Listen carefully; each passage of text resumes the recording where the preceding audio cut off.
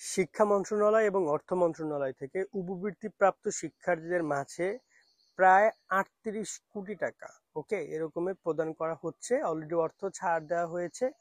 আগামী কয়েকদিনের মধ্যে শিক্ষার্থীরা এই টাকাটা পাবে, উপবৃত্তি টাকাটা পাবে শিক্ষার্থীরা। গত কয়েকদিন আগে অর্থ ছাড় দেওয়া হয়েছে, যেখানে টিউশন ফি বাবদ প্রায় শিক্ষার্থীরা 18 কোটি টাকা ছাড় দিয়েছে। মূলত দেখা যায় প্রায় কয়েক লক্ষ শিক্ষার্থী, মনে হয় 1 লক্ষ এরকমই শিক্ষার্থীরা এই উপবৃত্তি টাকাটা পাবে। 1 লাখের বেশি শিক্ষার্থীরা তোমাদের মোবাইল ব্যাংক অ্যাকাউন্টে টাকাটা আসবে। এখন বর্তমানে শিক্ষা মন্ত্রণালয়, অর্থ মন্ত্রণালয় ঈদের ছুটিতে গেছে, ব্যাংকিং কার্যক্রমও বন্ধ রয়েছে। এই কারণে তোমাদেরকে টাকাটা দিচ্ছে না। যদি এটা আর একটু আগে হইতো, 4-5 দিন আগে, তাহলে তারা ঈদের আগেই টাকাটা প্রদান করতে পারতো। যেহেতু এখন তারা সবকিছু হয়ে গেছে, এফটি থেকে শুরু করে সবকিছু, তোমাদের উপবৃত্তি টাকাটা ইনশাল্লাহ তোমরা ঈদের পরবর্তী কার্যদিবস ব্যাংকিং খোলার পরে কয়েকদিনের মধ্যেই তোমরা তোমাদের উপবৃত্তি টাকাটা পেতে পারো।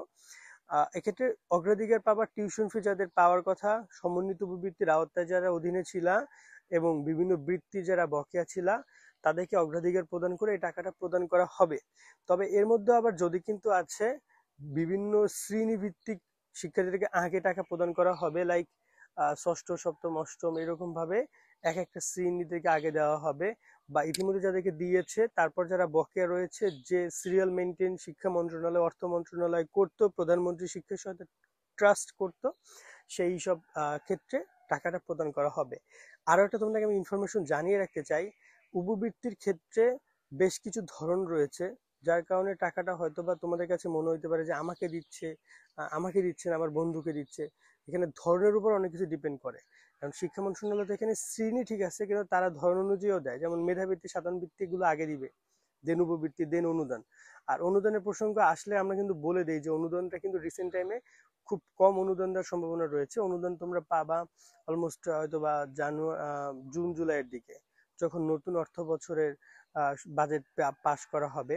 যেমন এখানে তোমাদের চিকিৎসা অনুদান, ভর্তির সহায়তা, তারপর হচ্ছে শিক্ষার্থীদের আর্থিক অনুদান। শিক্ষার্থীদের আর্থিক অনুদানের রেজাল্ট প্রকাশ করা হবে কয়েকদিনের মধ্যে। আর্থিক অনুদান বাবদ প্রায় মাধ্যমিক পর্যায়ে শিক্ষার্থীরা পাবা 8,000 টাকা, উচ্চ মাধ্যমিক পাবা 9,000 টাকা, আর কলেজ বিশ্ববিদ্যালয় পর্যায়ে 10,000 টাকা করে পাবা। এবং হচ্ছে যে টিচাররাও কিন্তু 30,000 টাকা করে পাবে আর্থিক অনুদানে। 1 লাখ টাকা করে পাবে স্কুল শিক্ষা প্রতিষ্ঠান। সেই টাকাটাও তারা প্রদান করবে এবং রেজাল্ট প্রকাশ করে দিবে যে কোন কোন শিক্ষার্থী এখান থেকে টাকা পাবে।